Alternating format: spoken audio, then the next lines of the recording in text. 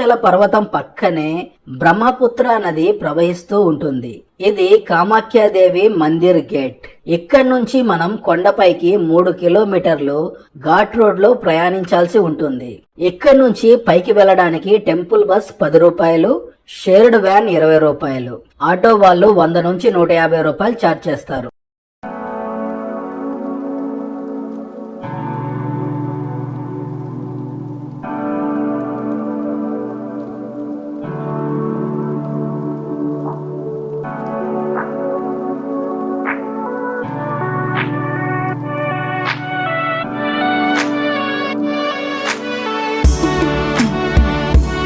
ఇలా ముందుకు నడుచుకుంటూ వస్తే చివరిలో వెల్కమ్ ఆర్చ్ ఉంది కదా.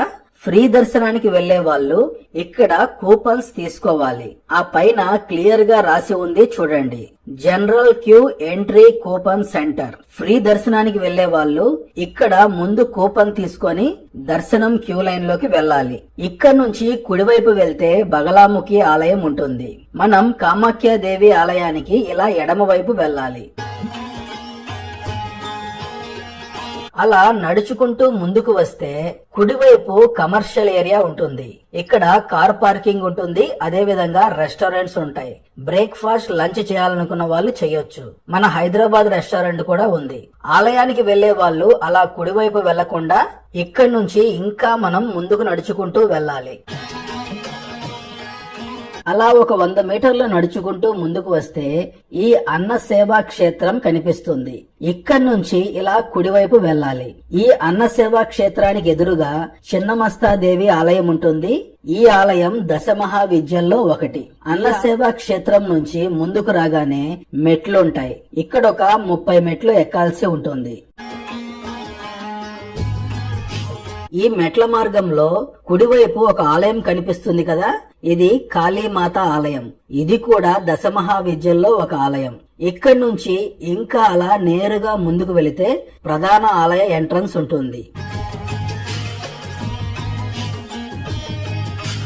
ఎదురుగా కనిపిస్తున్నది కామాఖ్యాదేవి ఆలయ ఎంట్రన్స్. ఆ ఎంట్రన్స్ కి ఒక 50 అడుగుల ముందు కుడివైపు ఒక ఆలయం ఉంది. ఇది తారాదేవి ఆలయం. ఈ ఆలయం కూడా దశమహావిద్యల్లో ఒకటి. ఇదే కామాఖ్యాదేవి ఆలయ ఎంట్రన్స్. ఈ ఎంట్రన్స్ కి ఇటువైపు ఉన్న ఈ చిన్న దారిలో వెళ్తే గెస్ట్ హౌస్ యారో మార్క్ చూపిస్తుంది కదా, అలా ఎడమ వైపు వెళ్తే చెప్పుల స్టాండ్ ఉంటుంది, యూజ్ చేసుకోండి. అక్కడి నుంచి కుడివైపు కొంచెం ముందుకు వెళితే ధూమావతి ఆలయం ఉంటుంది. అది దశమహావిద్యల్లో ఒకటి. అండి కామాఖ్యాదేవి ఆలయానికి వెళ్దాం. మనం అలా లోపలికి రాగానే ఎదురుగా బంగారు కలశంతో ఉన్న గోపురం కనిపిస్తుంది. ఈ గోపురంలోనే కామాఖ్యాదేవి కొలువై ఉంది. ఆలయాన్ని దర్శించే ముందు కామాఖ్యాదేవి ఆలయం యొక్క స్థల పురాణం మరియు విశిష్టత తెలుసుకుందాం. దక్ష ప్రజాపతి యజ్ఞం చేస్తూ పరమేశ్వరుణ్ణి పిలవడు. దక్ష ప్రజాపతి కుమార్తె అయిన సతీదేవి దక్షుడు నిర్వహించిన యజ్ఞానికి వెళ్లి తండ్రిచే అవమానితురాలై అగ్నిలో దూకి ఆత్మార్పణ చేసుకుంది. సతీదేవి మృత శరీరాన్ని శివుడు భుజాన వేసుకుని విలయ తాండవం చేయగా సంభవించిన ప్రళయాన్ని ఆపి మహాదేవుణ్ణి యథాస్థితికి తీసుకువచ్చే ప్రయత్నంలో భాగంగా శ్రీ మహావిష్ణువు తన సుదర్శన చక్రంతో సతీదేవి శరీరాన్ని ఖండించడంతో ఆ శరీర భాగాలు పడిన ప్రదేశాలన్నీ శక్తి పీఠాలుగా వెలయగా అందులో అమ్మవారి జననేంద్రియం ఈ నీలాచల పర్వతంపై పడింది. శక్తి స్వరూపిణి వెలిసిన సుప్రసిద్ధమైన అష్టాదశ శక్తి పీఠాలలో అత్యంత శక్తివంతమైన క్షేత్రం. మన భారతదేశానికి ఈశాన్య దిక్కున బ్రహ్మపుత్ర నది ఒడ్డున నీలాచల పర్వతంపై కామాఖ్య క్షేత్రం ఉంది. ఈ అమ్మవారిని కామాఖ్య అని, కామరూపిణి అని పిలుస్తారు. ఈ శక్తిపీఠం చాలా మహిమగల పుణ్యక్షేత్రమని భక్తుల విశ్వాసం. ఈ క్షేత్రంలోని పూజకు ఓ ప్రత్యేకత ఉంది. ఈ ఆలయంలో అమ్మవారికి సంబంధించి ఎలాంటి విగ్రహారాధన జరగదు. ప్రతి జీవి పుట్టుకకు కారణమైన జననేంద్రియాన్ని ఇక్కడ పూజిస్తారు. ఈ రాతిలోనే కామాఖ్యాదేవి నివాసం ఉంటుందని చెబుతారు. ఇక్కడ విశేషం ఏంటంటే మానవ స్త్రీల మాదిరిగానే కామాఖ్యాదేవికి 3 రోజులు ఋతుస్రావం తంతు ఉంటుంది. ఈ రోజుల్లో యోనిశిల నుండి ఎర్రని స్రావం వెలువడుతుంది. మృగశిర నక్షత్రం 3వ పాదంలో మొదలుపెట్టి ఆరుద్ర నక్షత్రంలో మొదటి పాదం వరకు అమ్మవారి ఋతుస్రావం జరిగే ప్రత్యేక రోజులు. ఈ 3 రోజులు ఆలయం మూసి ఉంచుతారు.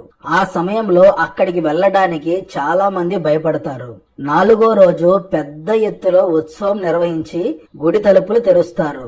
ఆ ఉత్సవాన్ని అంబబూచి మేళా అని పిలుస్తారు. ఈ అంబబూచి మేళానే కామాఖ్య కుంభమేళాగా పిలుస్తారు.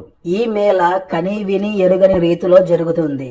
ఆ శుభతరుణం రాగానే వేలాది మంది సాధువులు, సంతులు, అఘోరాలు, తాంత్రికులు మరియు సామాన్య భక్తులు ఇక్కడికి వచ్చి అమ్మని దర్శించుకొని పూజలు నిర్వహిస్తారు.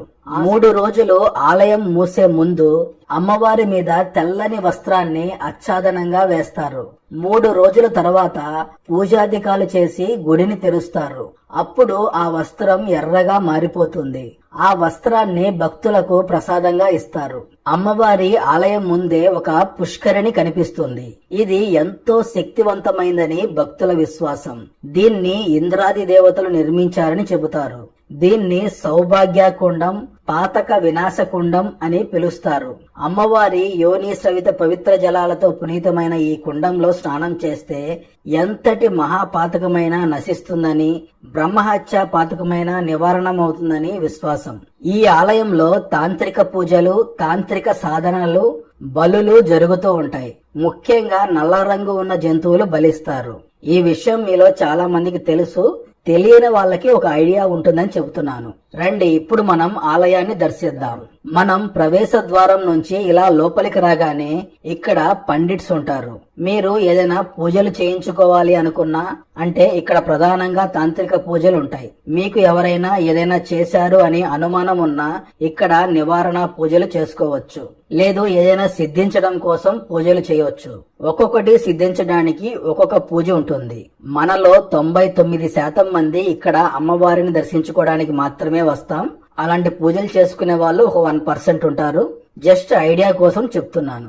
మనం ప్రవేశ ద్వారం నుంచి లోపలికి వచ్చి ఇలా కుడివైపు నేరుగా వెళితే ఉచిత దర్శనం క్యూ లైన్ ఉంటుంది. ఆ చివర క్యూ లైన్ ఎంట్రన్స్ ఉంటుంది. ఈ వెళ్లే దారిలో ఆలయానికి ఆనుకొని సౌభాగ్య కుండం ఉంటుంది. ఇందులో కాళ్ళు చేతులు కడుక్కొని తలపై నీళ్లు చల్లుకొని వినాయకుడిని దర్శించుకొని క్యూ లైన్ లోకి వెళ్ళాలి. 500 టికెట్ తీసుకున్న వాళ్ళు కూడా ఇక్కడికి వచ్చి వెళ్ళాలి. ఆ టికెట్ ఎక్కడ తీసుకోవాలి ఏంటి అనేది తర్వాత చెప్తాను. మనం ప్రవేశ ద్వారం నుంచి కుడివైపు ఇలా నేరుగా వచ్చేటప్పుడు ఈ మెట్లెక్కి పైకి వెళ్లి నేరుగా వెళ్తే క్యూ లైన్ దగ్గరకు వెళ్తాం. ఈ మెట్లు ఎక్కకుండా ఇలా ఎడమ వైపు ఈ చిన్న సందులో వెళ్తే కుండం దగ్గరకు వెళ్తాం.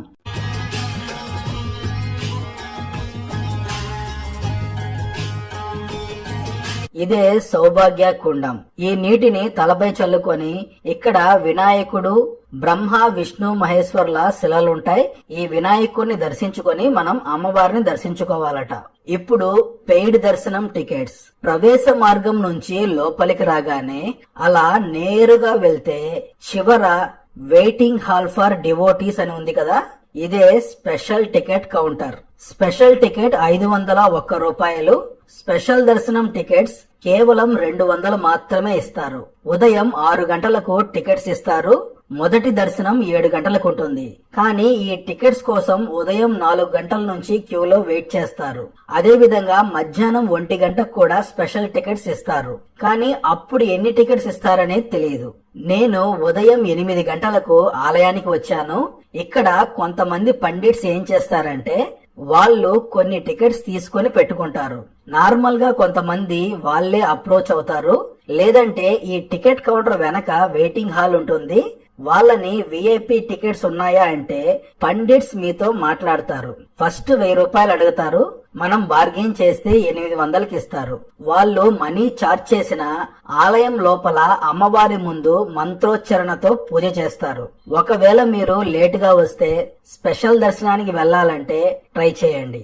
నేను 800కి ఈ స్పెషల్ దర్శనం టికెట్ తీసుకున్నాను. ఈ వెయిటింగ్ హాల్లో వెయిట్ చేయమన్నారు. వెయిటింగ్ హాల్లో 3 గంటలు వెయిట్ చేశాక మధ్యాహ్నం 12:30 గంటలకు దర్శనానికి అలౌ చేశారు. ఇది ఉచిత దర్శనం క్యూ లైన్.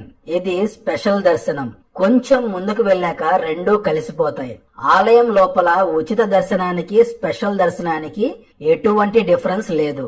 మనం క్యూ లైన్ లో ఎక్కువసేపు నిలబడకుండా వెయిటింగ్ రూమ్ లో వెయిట్ చేసి మన టైం వచ్చినప్పుడు క్యూలోకి అలౌ చేస్తారు.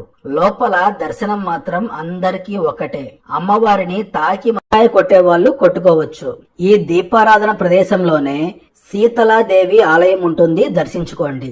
ఒక ముఖ్యమైన విషయం, ఒక్క నిమిషం వీడియో స్కిప్ చేయకుండా చూడండి. ఈ ఆలయం మరియు ఈ ఆలయం చుట్టూ అమ్మవారి 10 ఆలయాలు ఉన్నాయి. వాటినే దశమహావిద్యలు అని పిలుస్తారు. ఇక్కడ జననేంద్రియం పడిన సమయంలో అది 10 ముక్కలైందట. అవే అమ్మవారి 10 రూపాలు. మాతంగి, కమల, షోడశి, కాళీదేవి, తారాదేవి, బగలాముఖి, చిన్నమస్తాదేవి, ధూమావతి, భైరవి, భువనేశ్వరి. తాంత్రిక సాధనలో ఒక్కో ఆలయం ఒక్కో విద్యకు అధిష్టాన దేవత. మనకి ఏది సిద్ధించాలంటే దాని అధిష్టాన దేవతకు పూజలు నిర్వహించడం జరుగుతుంది. ఫర్ ఎగ్జాంపుల్ బగలాముఖి అమ్మవారికి పూజ చేస్తే శత్రు సంహారం, శత్రు వినాశనం జరుగుతుంది. రాజయోగం కోసం ఒక అమ్మవారిని పూజిస్తారు, ధనం కోసం ఒక అమ్మవారిని పూజిస్తారు. అలా ఉంటుంది. అన్ని ఆలయాల్లో ఎటువంటి మూర్తి ఉండదు. అన్నింటిలో జననేంద్రియ శిల మాత్రమే ఉంటుంది. కామాఖ్యాదేవి ఆలయానికి వచ్చే దారిలో చిన్నమస్తాదేవి ఆలయం, కాళీదేవి ఆలయం, తారాదేవి ఆలయం చూపించాను. ఆలయ ఎంట్రన్స్ కి కుడివైపు వెళ్తే ఈ చెప్పుల స్టాండ్ ఉంటుంది. అక్కడి నుంచి కుడివైపు వెళితే ధూమావతి ఆలయం, దాన్ని దాటుకొని ఇంకొంచెం ముందుకు వెళితే భైరవి ఆలయం ఉంటుంది. ఈ విధంగా స్టార్టింగ్ లో ఫ్రీ దర్శనం కూపన్ తీసుకోవాలని చెప్పాను కదా, అక్కడి నుంచి కుడివైపు 1/2 కిలోమీటర్ వెళ్తే బగలాముఖి ఆలయం ఉంటుంది. బగలాముఖి ఆలయం నుంచి 1 కిలోమీటర్ వెళ్తే భువనేశ్వరి ఆలయం ఉంటుంది. బగలాముఖి మరియు భువనేశ్వరి ఆలయాలు సందర్శించాలంటే కొన్ని మెట్లు ఎక్కి దిగాల్సి ఉంటుంది, గుర్తుంచుకోండి. నార్మల్ గా దర్శనానికి వచ్చే వాళ్ళు కామాఖ్యాదేవిని దర్శించుకుంటారు. ప్రత్యేక పూజలు చేసే వాళ్ళు ఆ ప్రత్యేక ఆలయానికి వెళ్లి పూజ చేస్తారు. మీరు ఈ ఆలయాలన్నీ దర్శించుకోవాలనుకుంటే ఎర్లీ మార్నింగ్ 4 గంటలకల్లా ఆలయం చేరుకొని 500 టికెట్ తీసుకొని ఉదయం 7 గంటలకి మొదటి దర్శనానికి వెళ్ళండి. కామాఖ్య దేవిని దర్శించుకున్నాక ఈ ఎంట్రన్స్ లో పండిట్స్ ఉంటారని చెప్పాను కదా, దశమహావిద్య ఆలయాలన్నీ దర్శించాలి అంటే వాళ్ళు అన్ని ఆలయాలకు తీసుకువెళ్లి దర్శనం చేయిస్తారు. ఇవన్నీ ప్రత్యేకమైన ఆలయాలు కాబట్టి వాళ్ళతో వెళ్తేనే మంచిది. వాళ్ళకి గైడ్ ఛార్జెస్ పే చేయాల్సి ఉంటుంది. ఇంతటితో మన కామాఖ్యాదేవి ఆలయ దర్శనం పూర్తయింది. ఆలయం ఉంటుంది. ఈ అన్నదాన క్షేత్రాల్లో కూపన్ ఇస్తారు, లేదంటే ఈ ఆలయ ఎంట్రన్స్ లో కూపన్ ఇస్తారు. రండి ఆలయం లోపలికి వెళ్దాం.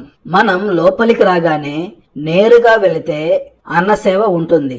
ఎడమవైపు కామేశ్వర ఆలయం ఉంటుంది. ఇదే కామేశ్వర ఆలయం. లోపల శివలింగం లేదు, ఇలా ఉంది, దర్శించుకోండి. ఈ కుడివైపు ఉన్నది చిన్నమస్తాదేవి ఆలయం. లోపల వీడియో తీయకూడదు. ఇది టెంపుల్ యొక్క సమీపంలో వ్యూ పాయింట్ ఉంటుంది. ఇదే వ్యూ పాయింట్. ఇక్కడ నుంచి గౌహతి సిటీ వ్యూ చూడొచ్చు.